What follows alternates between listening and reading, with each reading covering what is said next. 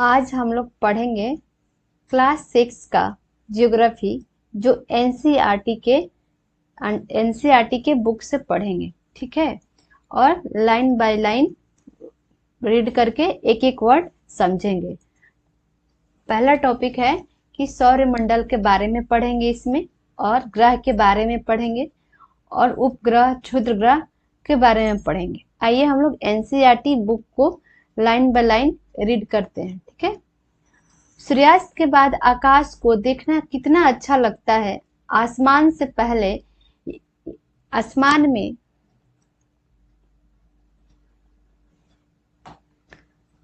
आइए क्लास 6 के एनसीईआरटी के ज्योग्राफी पढ़ते हैं। पहला चैप्टर है सौरमंडल में पृथ्वी। सौरमंडल के परिवार के बारे में पढ़ेंगे, जैसे ग्रह, क्षुद्र ग्रह, उपग्रह और उल्कापिंड के बारे में पढ़ेंगे। ठीक है, एनसीईआरटी के बुक से एक एक लाइन पढ़ के और उसको समझेंगे। सूर्यास्त के बाद आकाश को देखना कितना अच्छा लगता है। आसमान में पहले एक या दो चमकते बिंदु ही दिखते हैं, लेकिन बाद में उनकी संख्या बढ़ती जाती है। आप उनकी गणना नहीं कर सकते हैं।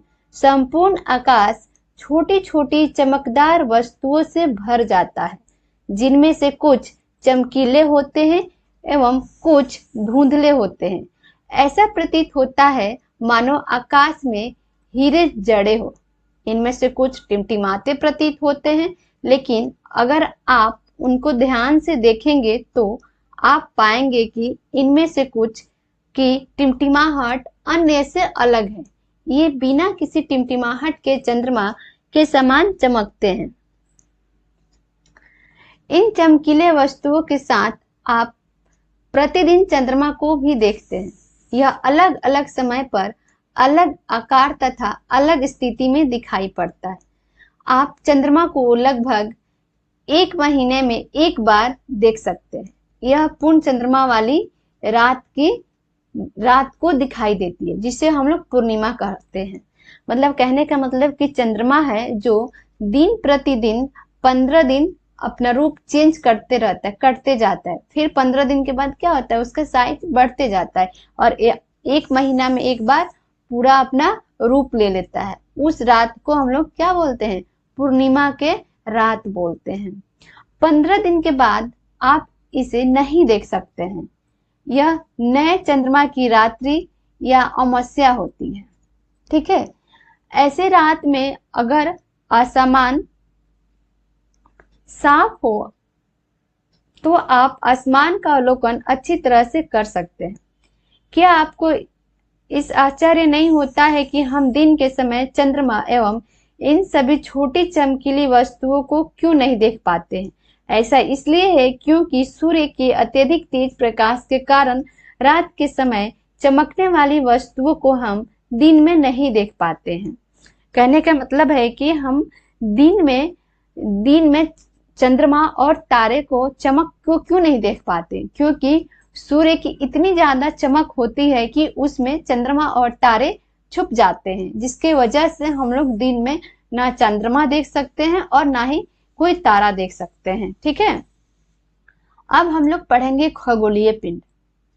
सूर्य, चंद्रमा तथा वे सभी वस्तुएं जो रात के समय आसमान में चमकती है, उसे हम लोग खगोलीय पिंड कहते हैं। खगोलीय पिंड किसे कहते हैं? जो सूर्य, चंद्रमा तथा वे सभी वस्तुएं जो रात के समय आसमान में चमकती है, उसे हम खगोलीय पिंड कहते हैं। ठीक है, कुछ खगोलीय पिंड बड़े आकार वाले तथा गर्म होते हैं। ये गैसों से बने होते हैं। इनके पास अपनी ऊष्मा तथा प्रकाश होता है, जिसे वे बहुत बड़ी मात्रा में उत्सर्जित करते हैं। इन खगोलीय पिंडों को तारा कहते हैं, जैसे सूर्य भी एक तारा है। कहने का मतलब है कि खगोलीय पिंड बहुत बड़े आकार वाले होते हैं तथा और क्या होते हैं, गर्म होते हैं, और ये गैस के गोले के समान भी होते हैं।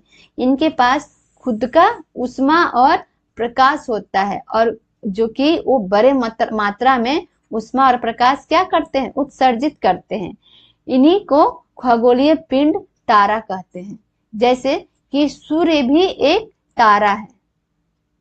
आगे हम लोग पढ़ेंगे, रात के समय चमकते हुए अनगिनत तारे सूर्य के समान ही है, लेकिन हमसे बहुत अधिक दूर होने के कारण हम लोगों को उनकी उष्मा एवं प्रकाश को महसूस नहीं करते तथा वे अत्यंत छोटे दिखाई देते हैं।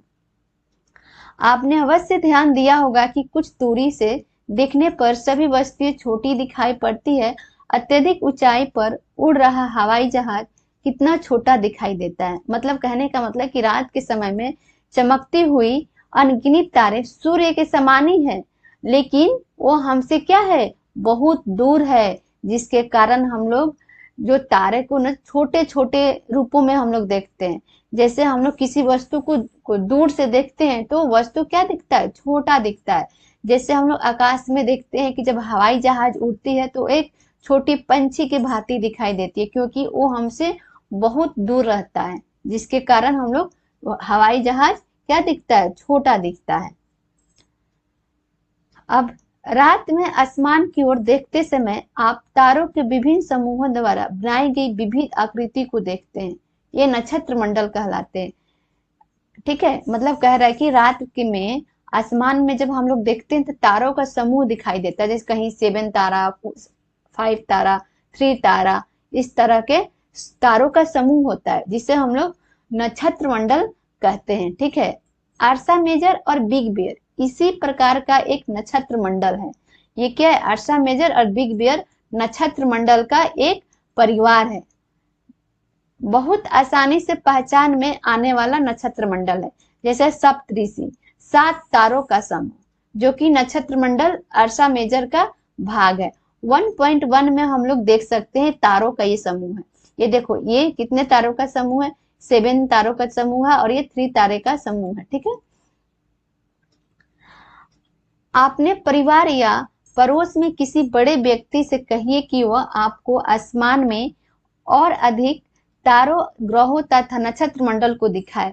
कहने का मतलब कि आप अपने घर में आपसे जो बड़े परिवार में हैं उनसे कहिए कि आप आसमान में मेरे को तारे के समूह और ग्रहों तथा नक्षत्र मंडल के बारे में कुछ बताएं। ठीक है, तो जैसे मान लो कि प्राचीन समय में लोग रात्रि में दिशा का निर्धारण तारों की सहायता से करते थे। जैसे उत्तरी तारा उत्तर दिशा को तारा भी कहा जाता है।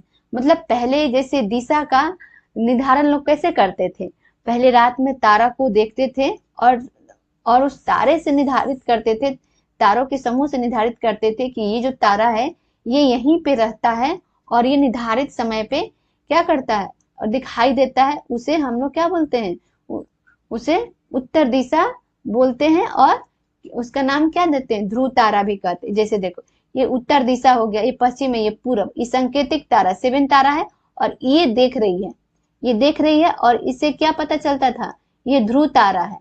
और ध्रुव तारा को हम लोग क्या बोलते हैं, उत्तरी ध्रुव, उत्तरी दिशा बोलते हैं। ठीक है, यह आसमान में हमेशा एक ही स्थान पर रहता है। हम सप्तऋषि की सहायता से ध्रुव तारे की स्थिति को जान सकते हैं। चित्र 1.1 में आप देखेंगे कि सप्तऋषि मंडल के संकेत तारों को आपस में मिलाते हुए एक काल्पनिक रेखा खींची जाए एवं उसे आगे की ओर बढ़ाया जाए तो यह ध्रुव तारे की ओर गति करती है, जो मैं अभी दिखाई आप लोगों को। ठीक है, अब हम लोग पढ़ेंगे ग्रह किसे कहते हैं। ठीक है, कुछ खगोलीय पिंडों में अपना प्रकाश ऊष्मा नहीं होता है। मतलब कहने का मतलब है कुछ खगोलीय पिंड में अपना प्रकाश एवं ऊष्मा नहीं होती है। वे तारों के प्रकाश से प्रकाशित होते हैं। ऐसे पिंडों को ग्रह कहते हैं। मतलब कहने का मतलब कुछ खगोलीय पिंड है जो कि उन लोगों के पास ना ही प्रकाश होता है ना ही ऊष्मा होता है। वे तारों से प्रकाश लेकर और प्रकाशित होते हैं। ऐसे पिंड को क्या कहते हैं, ग्रह कहते हैं।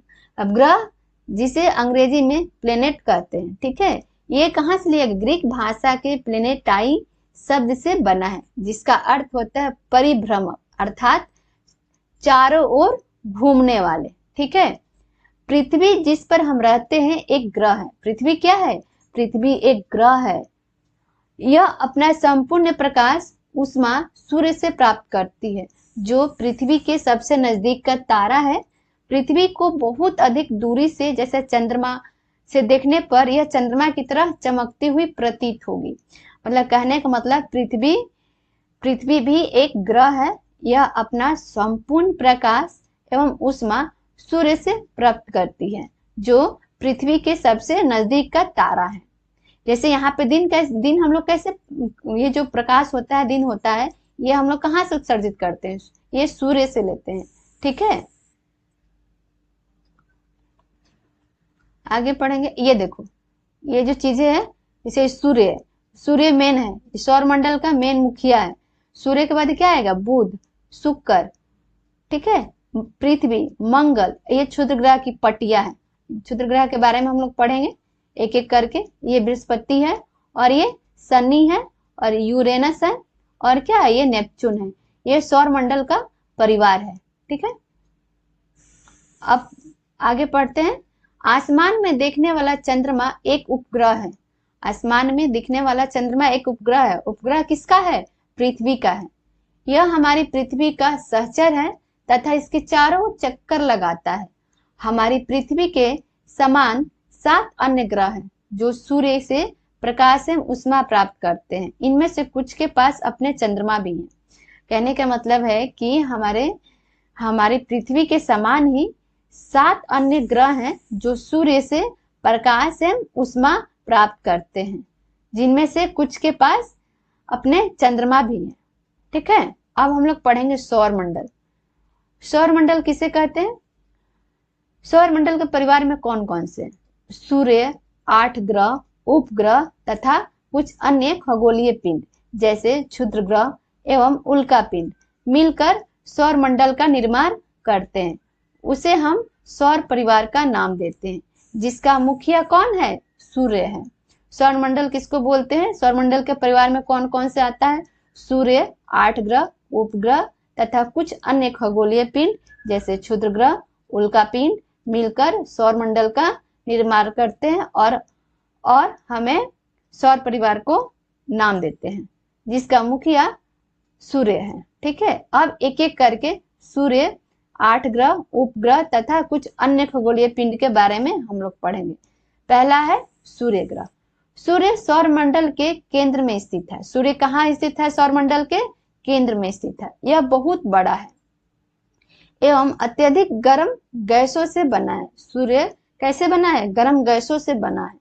इसका खिंचाव बल इसे सौरमंडल को बांधे रखता है।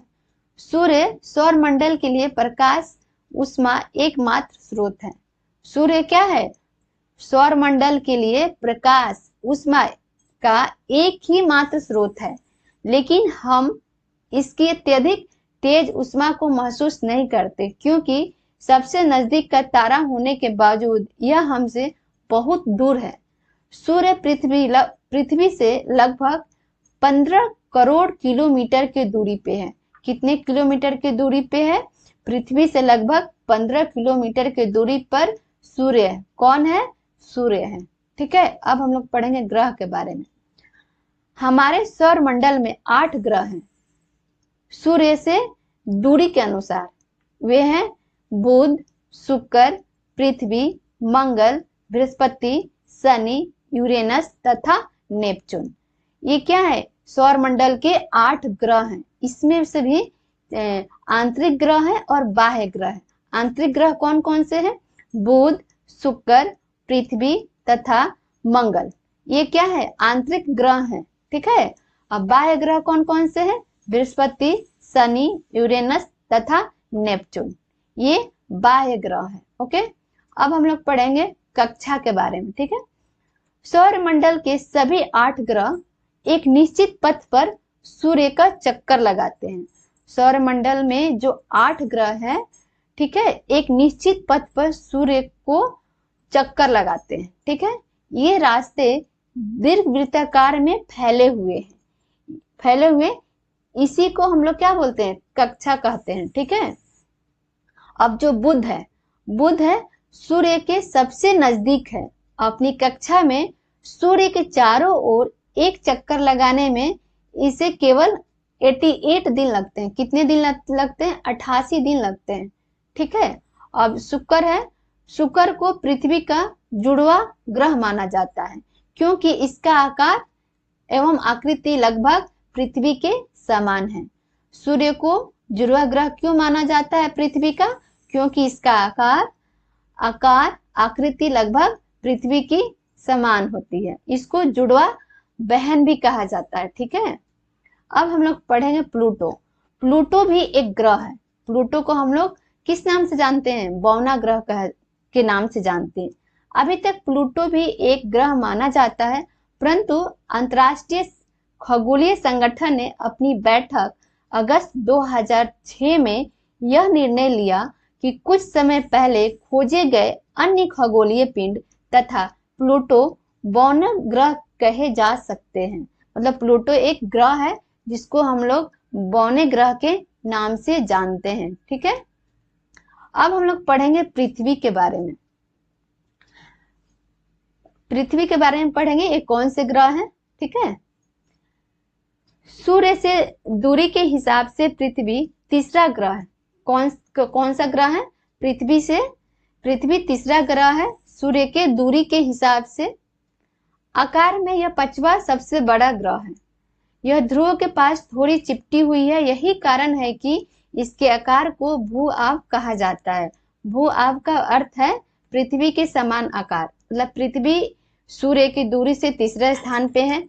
आकार में पृथ्वी पांचवा सबसे बड़ा ग्रह है।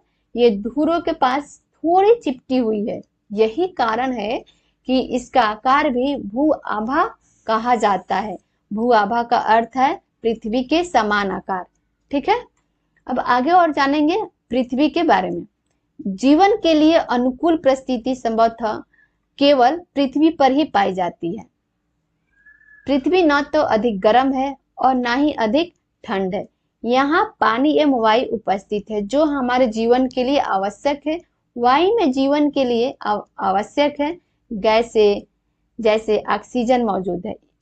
इन्हीं कारणों से पृथ्वी सौरमंडल का सबसे अद्भुत ग्रह है।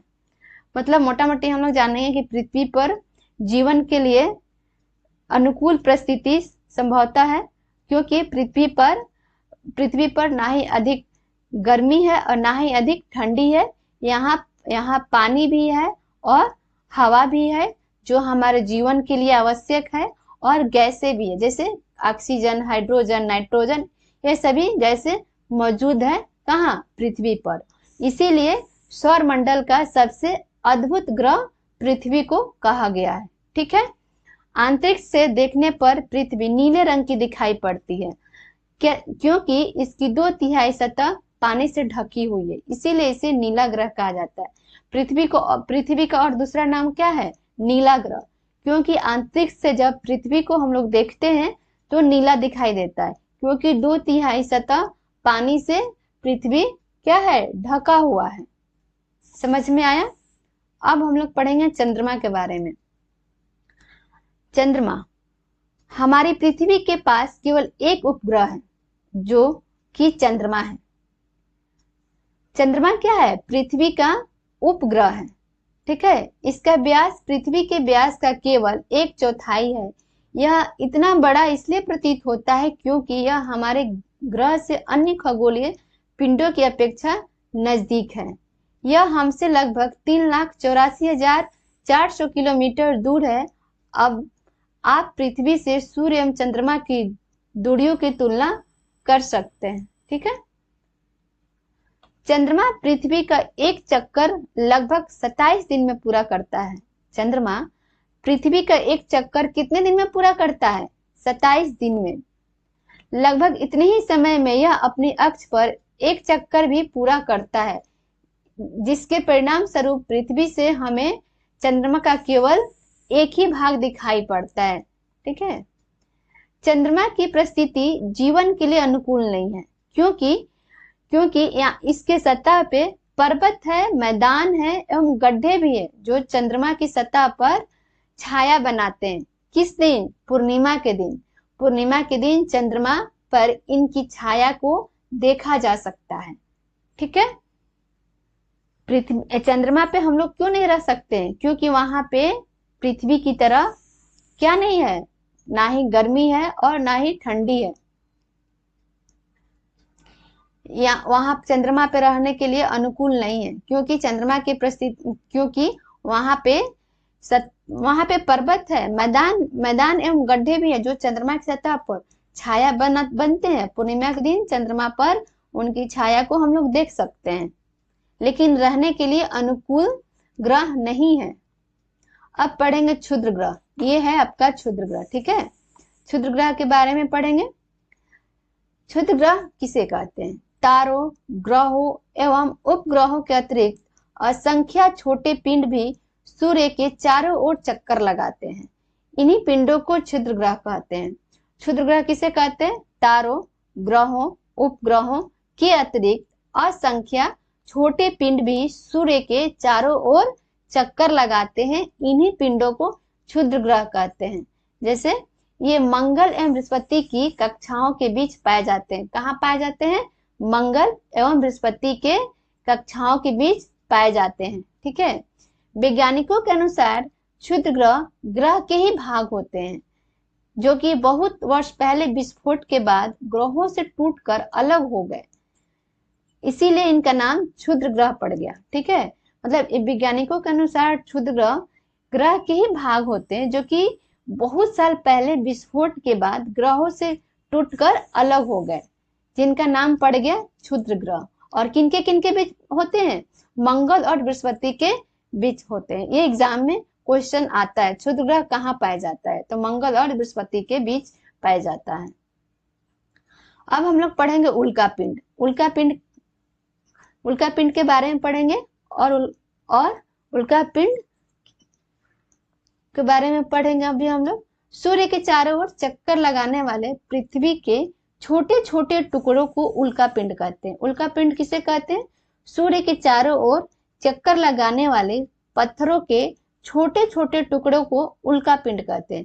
कभी कभी ये पिंड पृथ्वी के इतने नजदीक आ जाते हैं कि इनकी प्रवृत्तियां पृथ्वी पर गिरने की होती है। इस प्रक्रिया के दौरान वायु के साथ घर्षण होने के कारण गर्म होकर जल जाते हैं, जिसके फलस्वरूप चमकदार प्रकाश उत्पन्न होता है।